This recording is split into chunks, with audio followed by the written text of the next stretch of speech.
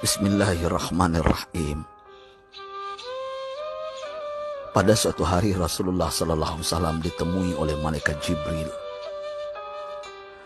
Rasul pun bertanya, "Ada apa wahai Jibril?" Jibril menjawab, "Wahai Muhammad, sesungguhnya hari ini Allah Subhanahu wa Ta'ala sedang mengobarkan nyala api neraka, dan seluruh para malaikat amat ketakutan. Mereka tidak tahu harus bagaimana. Untung aku ingat," kata Jibril, "bahwa engkau Muhammad adalah sumber cinta dan sayang Allah Subhanahu wa Ta'ala kepada alam semesta. Dengan alasan itu aku kesini, bertabaruk mengambil berkah dengan cinta Allah kepada dirimu, ya Rasulullah, ya Muhammad." Rasulullah terdiam beberapa saat, kemudian bertanya lagi, "Wahai Jibril, ceritakan padaku bagaimana neraka itu sesungguhnya." Jibril menjawab, "Wahai Muhammad, neraka itu bagaikan lubang-lubang yang terdiri dari 7 tingkat. Jarak antara satu lubang dengan yang lain ialah perjalanan 70 tahun. Lubang paling bawah adalah lubang yang paling panas." Nabi SAW meneruskan pertanyaannya, "Lalu siapakah penghuni lubang-lubang neraka itu, wahai Jibril? Sampaikan kepadaku, Jibril." Jibril menjawab, "Lubang yang paling bawah diciptakan untuk orang-orang munafik. Lubang yang berikutnya untuk penyembah berhala, lalu untuk penyembah bintang dan matahari." Jibril terus menerangkan penghuni tingkatan neraka hingga lubang yang kelima, tempat umat Yahudi, dan yang keenam dihuni oleh umat Nasrani. Setelah menjelaskan penghuni 6 tingkatan neraka, Jibril diam cukup lama. Rasulullah SAW penasaran dan bertanya kepada Jibril, "Wahai Jibril, siapakah penghuni neraka yang ke-7?" Jibril diam saja tidak menjawab. Rasulullah SAW mengulangi pertanyaannya, tapi Jibril tetap diam.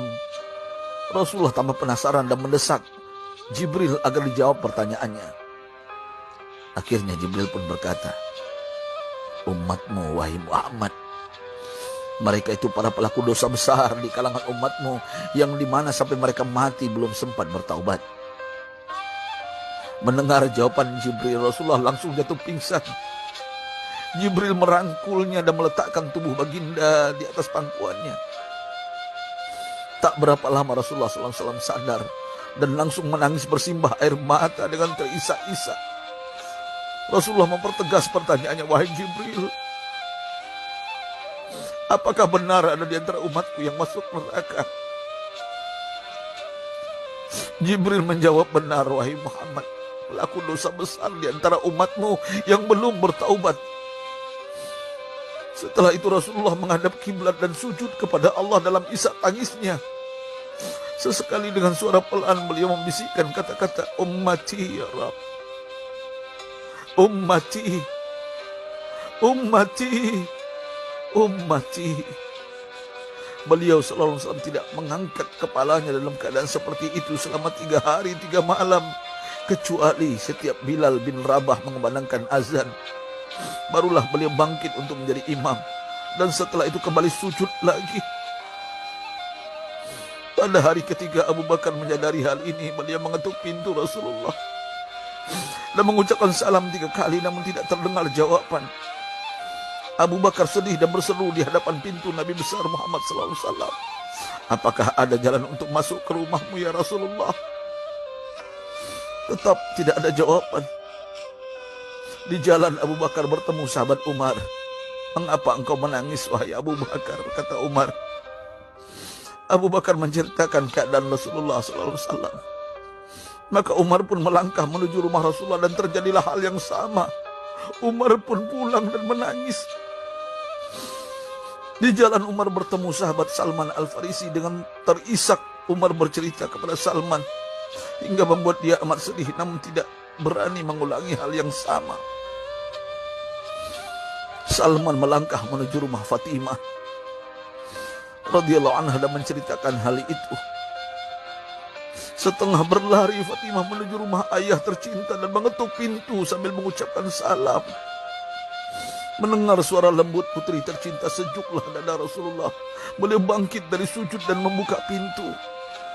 Alangkah terkejutnya Fatimah melihat Rasulullah, ayah tercinta, amat kurus dan pucat. Fatimah memeluknya lalu menangis. Wahai ayah, apa yang terjadi? Mengapa engkau amat sedih seperti ini? Rasulullah kembali menangis dan berkata dengan suara lirih, wahai Fatimah, belahan jiwaku, bagaimana mungkin aku tidak sedih sedangkan Jibril mengatakan akan ada kelak umatku yang akan masuk neraka. Subhanallah, betapa besar cinta Rasulullah kepada kita umatnya. Sahabatku, Rasulullah mencintai kita. Antaman ma'aman ahbabta, engkau akan berkumpul dengan orang yang kau cintai. Mari kita mencintai baginda Nabi besar Muhammad SAW yang mencintai kita umat yang tidak rela kita masuk neraka. Mari kita mencintai beliau dengan berselawat, Allahumma shalli ala Sayyidina Muhammad wa ala ahli Sayyidina Muhammad. Allahumma shalli wa sallim ala Sayyidina Muhammad karimil aba wal ummahat. Allahumma shalli ala Sayyidina Muhammad wa alihi wa sahbihi wa sallim. Sahabatku, sampaikan dan silakan share sahabatku di sosial media. Rasul mengajarkan kepada kita, man dalla ala khairin falau mislu ajri fa'ili. Siapa yang menunjukkan kepada kebaikan, maka dia akan mendapatkan pahala seperti orang yang mengerjakannya. Mudah-mudahan ini menjadi pahala jariah bagi kita. Saya Ustadz Oren. Assalamualaikum warahmatullahi wabarakatuh.